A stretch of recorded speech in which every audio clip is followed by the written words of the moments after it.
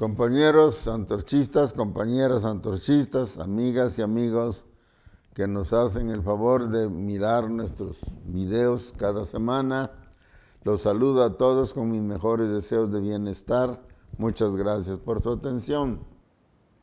Creo que sin caer en el amarillismo ni en la exageración, que casi siempre son más que opinión legítima, ataques disimulados al adversario, podemos afirmar con seguridad que el problema de la violencia criminal y los asesinatos en todo el país son un gravísimo problema de seguridad pública que en vez de mejorar está aumentando con mayor rapidez cada día. Y los delincuentes se vuelven más audaces, crueles y desafiantes, alentados por la impunidad garantizada de que disfrutan. El pasado lunes 20 de junio, los medios difundieron con énfasis justificado el asesinato de 2 sacerdotes jesuitas que hacían labor social y humanitaria en el poblado de Cerro Cahui, municipio de Urique, en la Sierra Tarahumara de Chihuahua, una de las regiones más pobres y marginadas, habitada por indígenas rarámuris, razones por las cuales ha sido totalmente olvidada y desatendida por todos los gobiernos del estado de Chihuahua sin distinción de partido político. En este remoto rincón del país hacían su labor misionera los 2 sacerdotes jesuitas asesinados. La versión dada oficialmente sostiene que un hombre perseguido por un sicario con arma en mano se refugió en el interior de la iglesia de los jesuitas. El asesino no se detuvo por eso, sin pensarlo 2 veces entró violentamente en el sagrado recinto y sin reparo alguno acribilló al que perseguía y de paso a los 2 sacerdotes que se hallaban en el templo y que intentaron proteger a la víctima. Ante semejante ferocidad uno se pregunta, ¿qué daño o qué ofensa pudieron haber causado a su asesino esos misioneros para merecer la muerte? Está claro que se trata de un caso más de la sevicia irracional, bestial, con que actúan los delincuentes desde hace tiempo, seguros de que la justicia no los alcanzará. Después de conocer un crimen tan absurdo, ¿quién puede considerarse seguro en este país? Entre los especialistas en cuestiones de seguridad, hay consenso en que la violencia creciente y sin control es una prueba palpable del rotundo fracaso de la política de combate a la delincuencia del presidente López Obrador. Y en efecto, el presidente sostiene que la verdadera solución consiste en atacar sus verdaderas causas, aquellas que engendran y alimentan la violencia y el crimen, que no son otras que la pobreza, el desempleo y la falta de educación de los jóvenes. Son estas carencias, asegura, las que los inducen a incorporarse a las mafias del narcotráfico, y es aquí donde debe incidir la política del gobierno, en vez de declarar la guerra sin cuartel a las mafias, que solo ha traído el baño de sangre que desencadenó el expresidente Felipe Calderón y que dura hasta la fecha. Abrazos, no balazos, es la fórmula que sintetiza la estrategia anticrimen del presidente López Obrador. A primera vista, este discurso suena convincente y causa una impresión de exactitud y eficacia. Pero desgraciadamente, los terribles hechos que acabo de mencionar y la creciente cifra de víctimas fatales desmienten radicalmente esta primera impresión. Y no es difícil descubrir dónde reside la falta de la estrategia presidencial. Primero, se trata de un razonamiento unilateral e incompleto que deja a un lado el combate a los efectos inmediatos y más dolorosos de la violencia, es decir, los asesinatos, los despojos, los secuestros de jóvenes para obligarlos a sumarse a sus filas. El plan presidencial está pensado para actuar como si tales terribles agravios a la sociedad no existieran, como si los criminales no estuvieran agrediéndonos continuamente ahora mismo y como si, por tanto, tuviéramos todo el tiempo del mundo para esperar pacientemente los definitivos resultados de sus medidas de fondo, en el supuesto de que tales resultados lleguen realmente algún día. Los criminales se dan cuenta de esta inconsistencia evidente y se aprovechan de ella para delinquir libremente y con saña irracional y gratuita. Segundo, las medidas de fondo a las que el presidente apuesta todo no son tales medidas de fondo. Es decir, no son las que realmente se necesitan para acabar con la pobreza, el desempleo y la ignorancia de los jóvenes. Se reducen en esencia a los famosos programas sociales, que consisten en entregar a los necesitados dinero en efectivo, sí, pero en cantidades insignificantes comparadas con las necesidades que intentan remediar. De modo que bien podríamos decir que se trata de una gota de agua en el desierto. Nadie sale de la pobreza con ese dinero, ni consigue empleo, ni hace una carrera, salvo en casos excepcionales. Y los jóvenes, con todo y la dádiva presidencial, siguen incorporándose a las filas del crimen organizado, donde ganan mucho más. Pero mi comentario de hoy quiero centrarlo en otro problema generado por la violencia incontrolada, tanto o más impactante y doloroso que los asesinatos, despojos y secuestros ya mencionados. Me refiero al desplazamiento de miles de personas, de hombres, mujeres y niños, de familias completas que tienen que abandonar sus hogares, sus pueblos y sus pertenencias para poder escapar de las amenazas y peligros del crimen organizado que busca quedarse con sus bienes, impedir que los denuncien o para obligarlos a incorporarse a sus filas o simplemente servir a sus intereses. Este problema, que hasta hace poco permanecía casi oculto, quizás porque afectaba a poca gente todavía, se ha venido abriendo paso en los medios con mayor frecuencia y vigor cada día, lo cual es una prueba de su crecimiento acelerado hasta alcanzar la dimensión de un desastre humanitario. Al día de hoy, no existen mediciones oficiales del tamaño de la tragedia, pero sí hay cifras creíbles difundidas por los medios. El periódico digital, sin embargo, encabezó así una nota del 11 de marzo. El desplazamiento forzado creció 360% en México en un año. Vinculan 67 casos al narco. En el texto de la columna firmada por Nora Nancy y Gaspar Recendis, dice: la problemática del desplazamiento forzado interno en México ha empeorado debido a la crisis de violencia por la que atraviesa el país.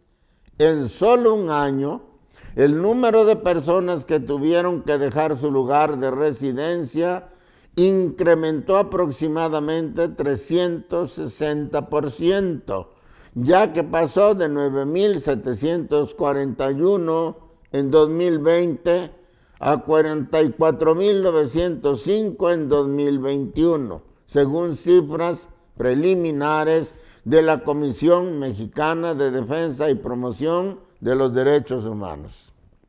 Pascual Hernández Mergold, en El Economista del 24 de mayo, escribe: Un desplazado es una persona que se ha visto obligado a abandonar su hogar, sus tierras o su actividad económica, viéndose en la necesidad de moverse a otro sitio dentro del mismo territorio nacional, amenazada por la violencia principalmente, por la pobreza extrema o por fenómenos naturales. Renglones abajo dice, durante 2019 las personas desplazadas por la violencia fueron poco más de 7,000. Durante 2020 casi 10,000 y para 2021 el número fue cercano a los 30,000. Es decir, se cuadruplicó el número de desplazados respecto del 2019 y se triplicó en comparación con el 2020. Por último, sin embargo, del 16 de junio, citando al diario El Sur de Guerrero, informa, de los 44,000 desplazados en México en 2021, casi 50% fueron de Guerrero. Y más abajo añade, en 2021, Guerrero ocupó el primer lugar nacional en desplazamientos forzados por la violencia en el país, de acuerdo con el informe de la 9ª edición del Índice de Paz México, IPM, elaborado por el Instituto para la Economía y la Paz, IEP, con sede en Sydney, Australia. Según los datos del organismo internacional, que tiene oficinas también en Nueva York y La Haya, que identifica, mide y explora los factores que impulsan la violencia, de los 44,905 desplazados que hubo en el país el año pasado, 21,800 ocurridos en Guerrero. Las entidades que siguen son Chiapas con 14,900 y Michoacán con 12,900. En resumen, pues, podemos dar por hecho que en el país hay en números redondos 45,000 personas obligadas a abandonar su vida normal para lanzarse a la aventura de buscar rehacer esa misma vida en otro lugar donde seguramente ya nada volverá a ser igual. Pero estas cifras solo nos informan del aspecto cuantitativo, pero no del lado humano de la tragedia. Veamos rápidamente algunas notas que nos muestran de cerca el sufrimiento de quienes lo han perdido todo o casi todo, sin que nada ni nadie se ocupe de prestarles ayuda o de hacerles justicia. La página web de UNICEF, organismo de la ONU dedicado a los problemas de la niñez y la juventud del mundo, dijo el 26 de mayo, niñas, niños y adolescentes llegados a Baja California tras verse desplazados forzosamente de otras zonas de México, enfrentan serias dificultades de acceso a los servicios de protección, educación y salud, lo que los hace altamente vulnerables, señala un nuevo informe elaborado por el Colegio de la Frontera Norte con el apoyo del Fondo de las Naciones Unidas para la Infancia, UNICEF. Luego se cita textualmente del informe mencionado. Es mucho daño el que yo tengo. Niñas, niños y adolescentes desplazados, forzados internos en la frontera norte de México. Revela que el desplazamiento forzado de la niñez y la adolescencia en el país se caracteriza por la ausencia de atención especializada y respuesta integral a sus necesidades. En otras palabras, digo yo, obligados por el crimen a abandonar sus hogares y abandonados a su suerte por el gobierno de la República. Adelina Dayevi Pasos, en El Sol de Tijuana, 17 de junio, informa: albergues de Baja California alojan a más migrantes mexicanos que extranjeros. Y sigue: en Baja California, más de 3,000 mexicanos desplazados habitan los distintos albergues de la entidad, superando a la población migrante de países como Honduras, El Salvador y Haití, informó Adriana Minerva Espinosa Nolasco, subsecretaria de Asuntos Migrantes de Baja California. O sea, digo yo, mexicanos mal alojados, casi mendigos trashumantes en su propia patria, mientras el presidente López Obrador hace alarde de altruismo donando millones de dólares a los migrantes de América Central. Lorenzo Gutiérrez de El Sol de Parral, citado por El Sol de México, cabeceó: todos se fueron, huyen de la Sierra Tarahumara por violencia del narco. Luego informa en el texto: Santo Domingo es una comunidad donde la mayoría de sus pobladores huyeron de los enfrentamientos de grupos criminales que se disputan esa zona entre Chihuahua, Durango y Sinaloa.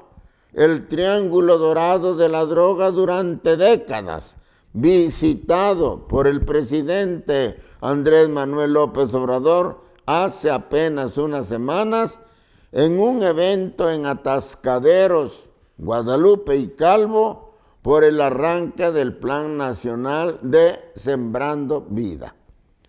Todos se fueron, solo quedamos ellas y yo, narra una habitante de Santo Domingo, señalando a 2 mujeres jóvenes y 3 niñas.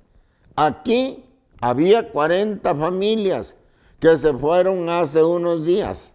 Dejaron casa, tierras, los invernaderos de Sembrando Vida, animales y camionetas. Es decir, añado yo, se fueron solo con lo que llevaban puesto, como se dice coloquialmente. ¿A dónde irán esos mexicanos que quedaron en la indigencia de la noche a la mañana? ¿Quién puede dar razón de ellos? Un último testimonio. Juana Pérez, seudónimo por razón de seguridad. Hasta hace unos meses era vecina de San Juan Nuevo, Michoacán. Un grupo de la delincuencia organizada la despojó de su finca y huerta con 20 hectáreas de aguacate. Denunció a las autoridades y como represalia mataron a su esposo, a su hermano y a su hijo y luego la corrieron del pueblo. Hoy está en la frontera norte del país buscando asilo en Estados Unidos, hasta donde le han llegado recados de los delincuentes que le exigen les entregue los documentos de las propiedades que le arrebataron. Las autoridades tienen la denuncia que dice que el jefe de la plaza y varios sicarios viven en su casa y nadie ha ido por ellos. Juan Pérez, también seudónimo, es un terrateniente de Los Cuches, Tepalcatepec, Michoacán, que hasta hace unos meses tenía alrededor de 1,000 cabezas de ganado y más de 100 hectáreas de siembra con diversos cultivos.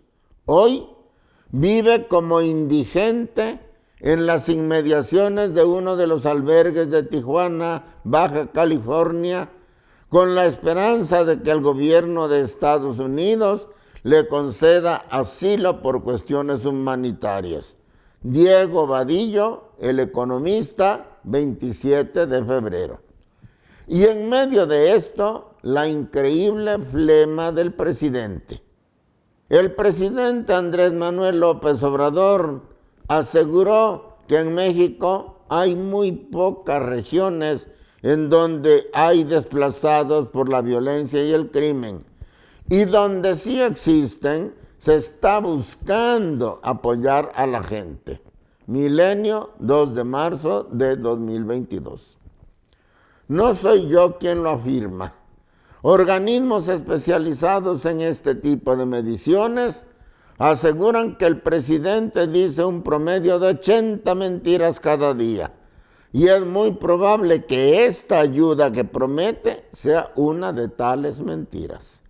Las víctimas del crimen organizado, como todos los necesitados y desvalidos de este país, tienen que convencerse de que la Cuarta Transformación solo los está usando para hacer demagogia y propaganda electorera para ganar elecciones, pero que no está dispuesta a resolver los verdaderos problemas de las clases populares y trabajadoras.